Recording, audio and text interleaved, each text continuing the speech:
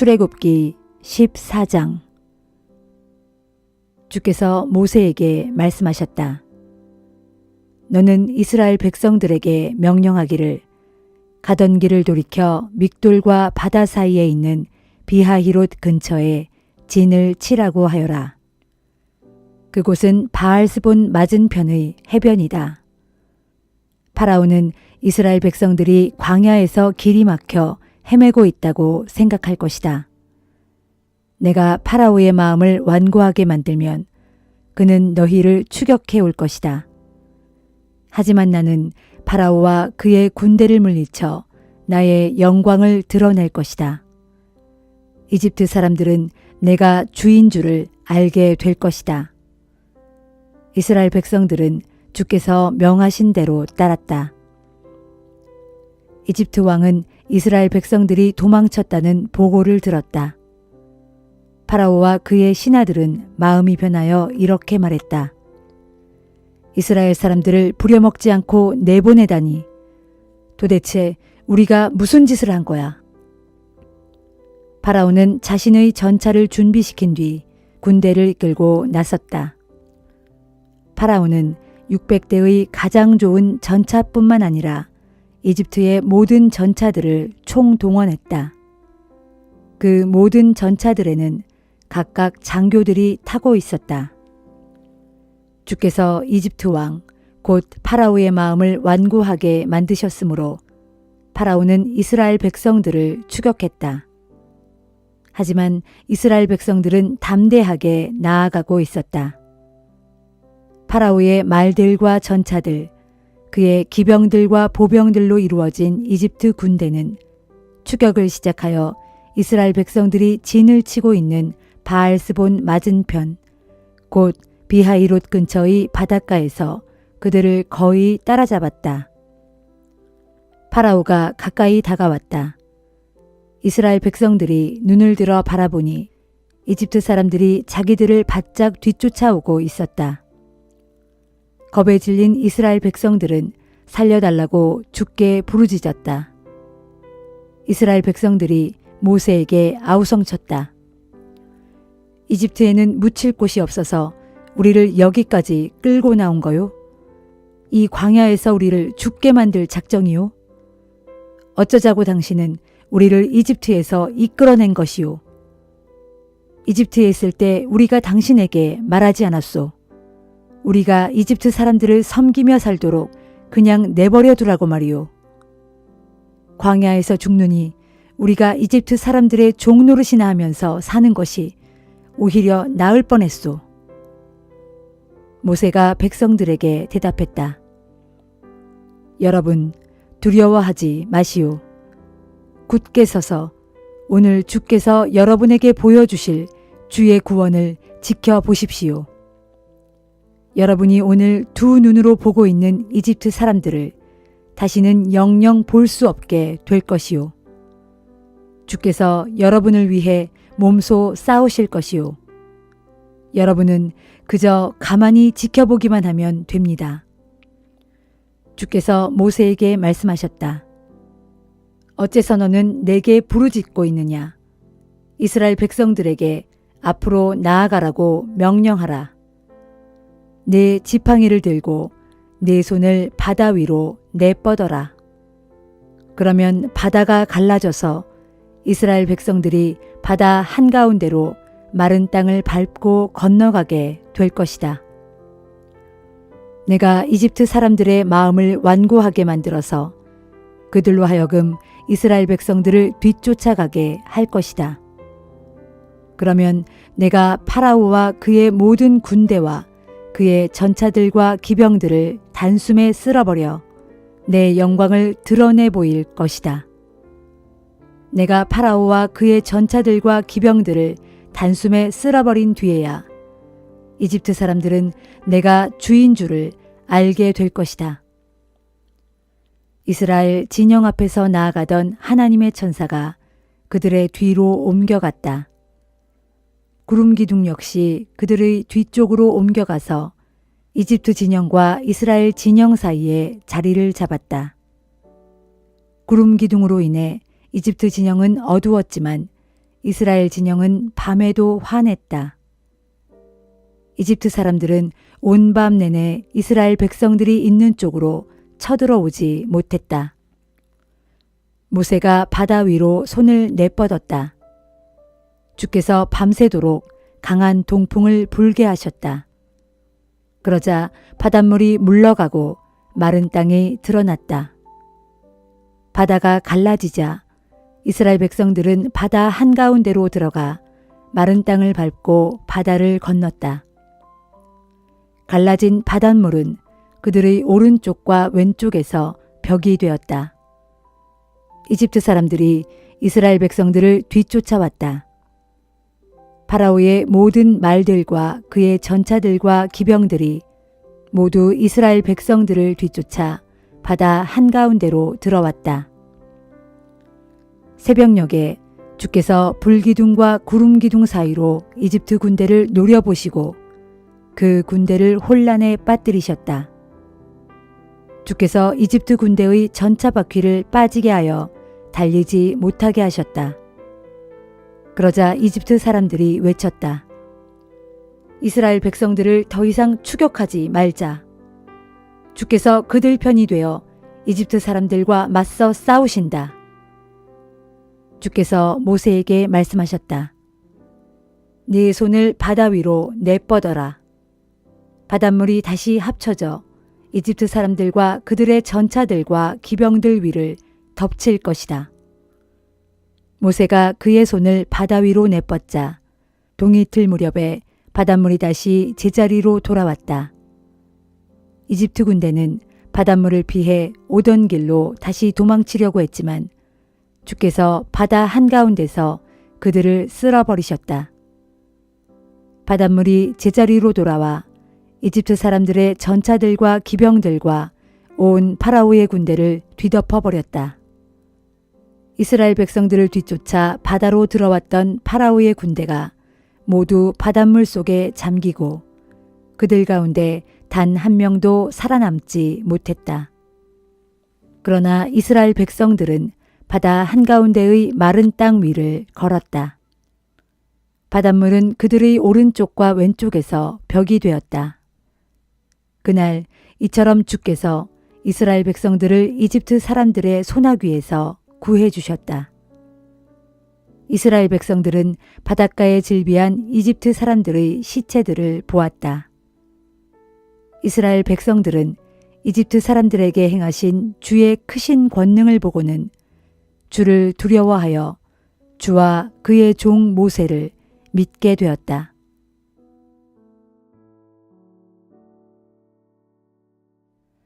누가복음 17장. 예수께서 제자들에게 말씀하셨다. 세상에는 남을 죄짓게 하는 일이 언제나 있기 마련이지만 다른 사람을 죄짓게 만드는 그 사람에게는 화가 미칠 것이다. 누구든지 이 보잘것없는 사람들 가운데 하나에게라도 죄짓게 만드는 그 사람은 차라리 자기 목에 맷돌을 달고 스스로 바다에 빠져 죽는 편이 훨씬 나을 것이다. 그러므로 너희는 삼가 정신을 차려라.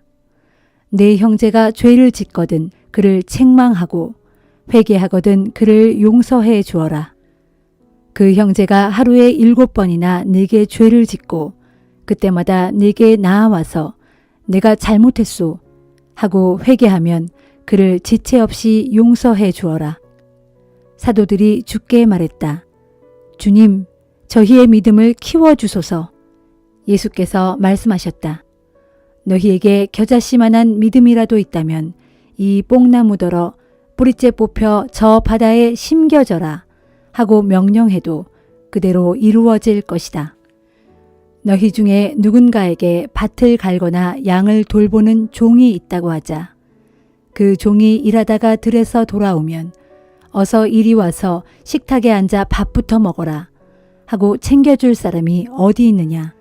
오히려 너희는 그 종에게 주인의 식사를 먼저 준비하게 하고 또 주인에게 시중 들게 한 다음 그러고 나서 너도 먹고 마셔라 하고 허락하지 않겠느냐. 그리고 또 종이 고분고분 주인의 말을 잘 듣는다고 해서 주인은 특별히 그 종에게 고마워하지도 않는다. 이와 마찬가지다. 너희도 내가 한 말을 그대로 다 따른 다음에는 이렇게 말해야 한다. 저희는 다만 보잘것없는 종일 따름입니다. 그저 종의 마땅한 의무를 다했을 뿐입니다. 예수께서 예루살렘으로 올라가시는 도중 갈릴리와 사마리아의 경계를 지나가시게 되었다. 어떤 마을에 들어가시다가 예수께서는 나병 환자 10사람을 만났다. 그들은 멀리 떨어진 곳에 서서 예수께 크게 소리를 질렀다. 예수 선생님, 저희를 불쌍히 보시고 저희에게 자비를 베풀어 주십시오. 예수께서 그들을 보시고 말씀하셨다. 가시오. 제사장에게 가서 당신들의 몸을 보이시오. 그래서 그들은 제사장에게로 가는데 가는 도중에 모두 병이 나았다. 그들 가운데 한 사람이 예수께 돌아와서 큰 소리로 하나님을 찬양했다. 그는 예수의 발 앞에 엎드려 예수께 감사를 드렸다. 그는 사마리아 사람이었다. 예수께서 그에게 물으시기를 10사람이 깨끗하게 낫지 아니하였소? 그런데 나머지 9은 어디 있소? 고침받은 후 하나님께 영광을 돌리려고 내게 돌아온 사람은 이 이방인 한 사람밖에 없는 것이요? 하셨다. 그리고는 예수께서 그에게 말씀하셨다. 자, 일어나 가시오. 당신의 믿음이 당신을 구원하였소. 하루는 바리새파 사람들이 예수께 물었다. 하나님의 나라가 언제 시작됩니까? 예수께서 대답하셨다. 하나님의 나라는 사람의 눈으로 볼 수 있는 그런 모습으로 임하지 않소. 또 보라 여기에 있다. 혹은 보라 저기에 있다 하고 말할 수도 없소. 하나님의 나라는 바로 당신들 안에 있기 때문이요. 그 후 예수께서 제자들에게 말씀하셨다. 언젠가 너희가 단 하루라도 인자와 함께 있게 되기를 간절히 바랄 때가 올 것이지만 그럴 수 없을 것이다. 그러므로 보라 여기에 그분이 계신다. 혹은 보라 저기에 그분이 계신다 하는 말이 들리더라도 너희는 나를 찾아 나서지 말라. 마치 번개가 하늘 이 끝에서 저 끝까지 번쩍하고 순식간에 비추는 것처럼 인자가 이 땅에 다시 돌아올 때도 그처럼 순식간에 임할 것이기 때문이다. 그러나 그 전에 인자는 먼저 많은 고난을 당하고 이 세대 사람들에게 버림받을 것이다. 옛적 노아의 시대에 그랬던 것처럼 인자의 시대도 꼭 그러할 것이다. 노아가 방주에 들어가던 그 날까지도 사람들은 먹고 마시고 장가들고 시집가면서 자기들의 세상 일에 취해서 살았다. 그런데 갑자기 홍수가 나서 그런 그들을 순식간에 다 쓸어버리지 않았더냐. 또 롯의 시대에도 그런 일이 벌어졌다. 사람들은 하나님을 떠나 죄 가운데 먹고 마시고 사고 팔고 농사를 짓고 집을 지었다. 그러나 롯이 소돔에서 떠나던 날 하늘에서 불과 유황이 쏟아져 그들 모두를 순식간에 멸망시켜 버렸다. 그렇다. 인자가 이 땅에 다시 돌아올 때도 그와 똑같을 것이다. 그날에 지붕 위에 있는 사람은 자기 물건을 가지러 내려오지 말고 들에 있는 사람은 집으로 돌아가지 말라. 너희는 롯의 아내에게 일어난 일을 꼭 기억하여라. 누구든지 자기 목숨을 보존하려고 애쓰는 사람은 그 목숨을 잃을 것이요. 자기 목숨을 잃는 사람은 오히려 그 목숨을 보존할 것이다. 내가 진정으로 너희에게 말한다. 그날 밤에는 두 사람이 한 침대에서 자고 있더라도 하나는 데려가고 다른 하나는 버려둘 것이다. 또 두 여자가 함께 맷돌을 갈고 있더라도 하나는 데려가고 다른 하나는 버려둘 것이다. 또 두 사람이 함께 밭에서 일을 하고 있더라도 하나는 데려가고 다른 하나는 버려둘 것이다. 제자들이 예수께 물었다. 주님, 어디서 이런 일이 일어나겠습니까? 예수께서 대답하셨다. 시체가 있는 곳에는 독수리떼가 모여들게 마련이다.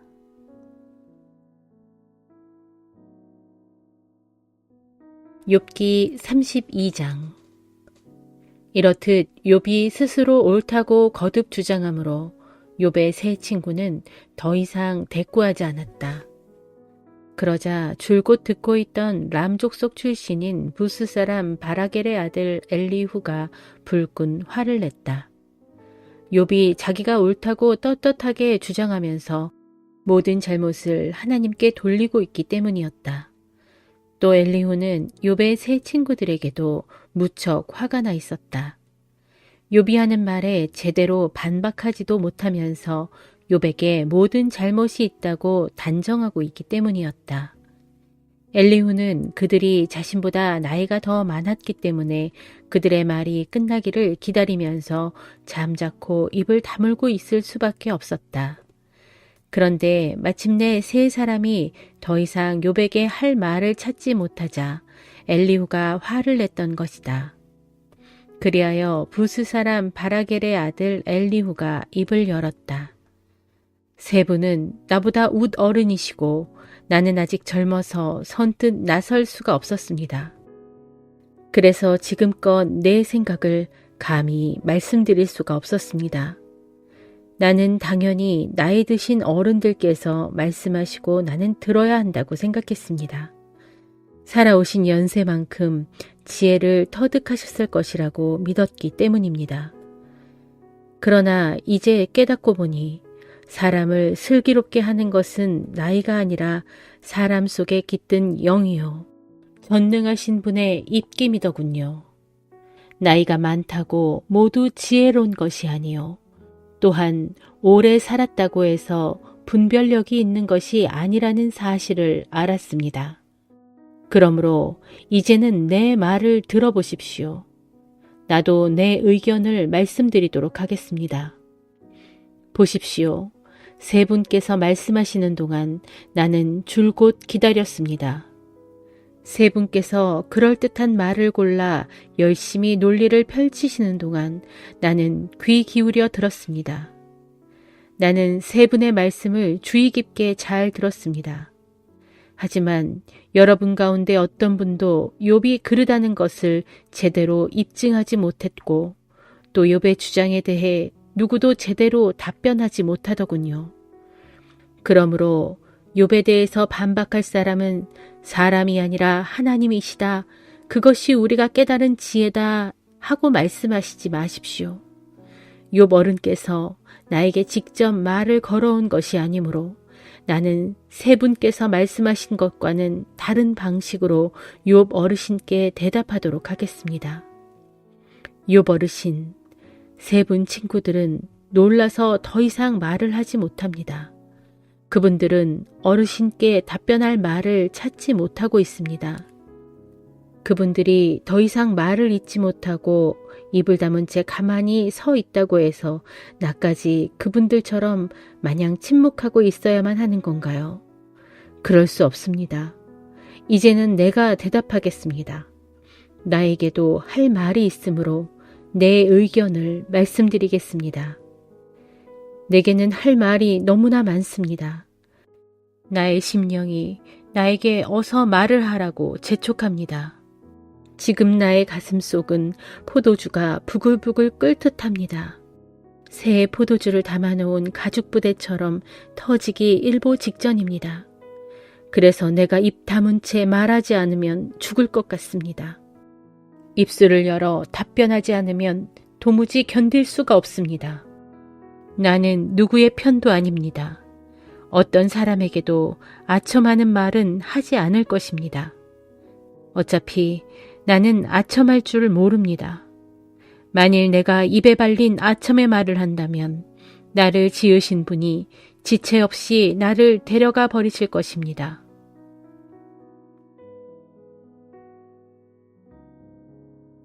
고린도 후서 2장.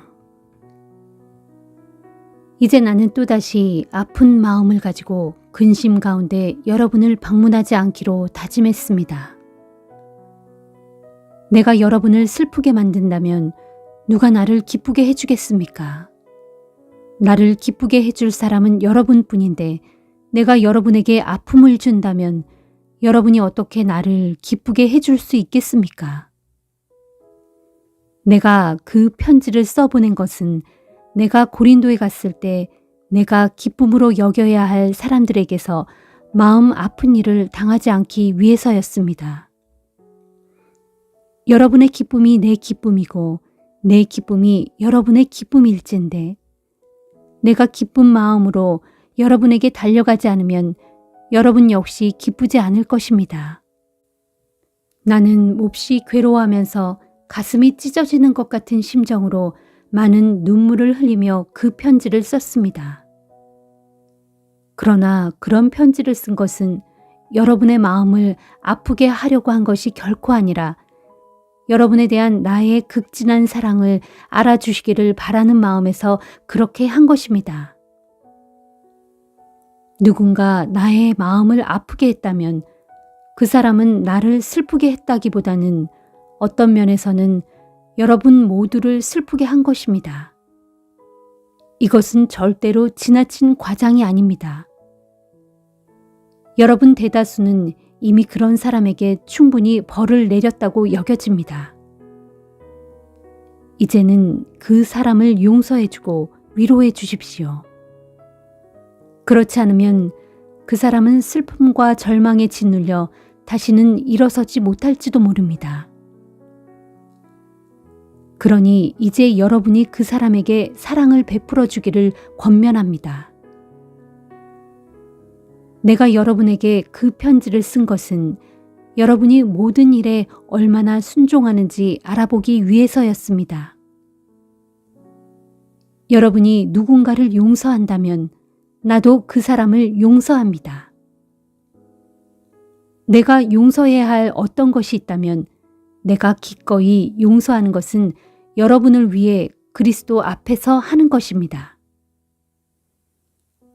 이것은 또 우리가 사탄에게 속지 않기 위해서이기도 합니다. 사실 우리는 사탄의 간교한 속셈을 모르는 바가 아닙니다. 내가 드로아 지역에 그리스도의 복음을 전하러 갔을 때 주께서는 나를 위해 문을 열어주셨습니다. 그러나 거기서 나는 나의 신실한 형제인 디도를 만나지 못하여 내 마음이 편치 못했습니다. 그래서 드로아의 형제들과 작별하고 마케도니아로 갔습니다. 그러나 나는 하나님께 감사를 드립니다. 하나님께서는 언제나 우리를 그리스도 안에서 승리의 행렬에 동참하도록 이끄십니다. 또한 우리를 통하여 그리스도에 대한 알매의 향기를 도처에 퍼뜨리게 하십니다. 우리는 구원을 받은 사람들 가운데서나 또는 멸망을 당하는 사람들 가운데서나 항상 하나님 앞에서 그리스도의 향기입니다. 우리가 멸망당할 어떤 사람들에게는 죽음에 이르게 하는 죽음의 냄새가 되겠지만 구원받을 다른 사람들에게는 생명에 이르게 하는 생명의 향기가 될 것입니다. 이런 일을 누가 감당할 수 있겠습니까? 우리는 다른 많은 사람들과는 달리 자신의 이익을 위해 하나님의 말씀을 파는 장사꾼들이 아닙니다. 우리는 오직 그리스도 안에서 진실한 마음을 가지고 하나님께서 보내신 일꾼답게 하나님 앞에서 순수하게 말씀을 전하는 사람들입니다.